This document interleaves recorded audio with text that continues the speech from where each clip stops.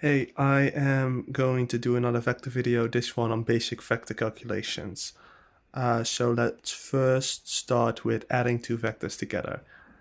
This is very simple. You just add the top sides together, you add the bottom sides together, as you can see here in the formula above.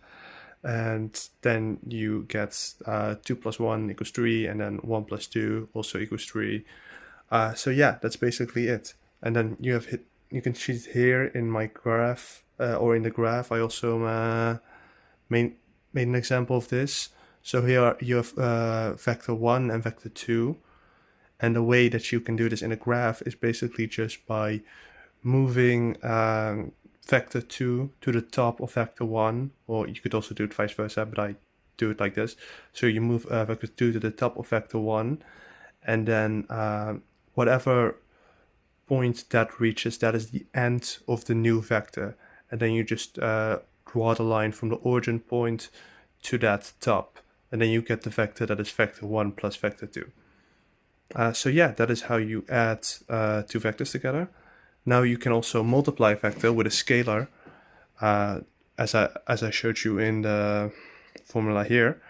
So that is 2 times the vector 2, 1, and that will give you 4, 2. And then you can also anyway, you can add vectors, and you can also subtract vectors. So you can do vector 3, 1 minus 1, 1, and then you get vector 2, 1. And then the final rule is a bit different. This is the dot product. And this is when you kind of multiply the top sides of two vectors and the bottom sides of two vectors. And then you add those two together. So for example, vector 3, 4 times 3, 2, then you get 3 times 3 plus 4 times 2.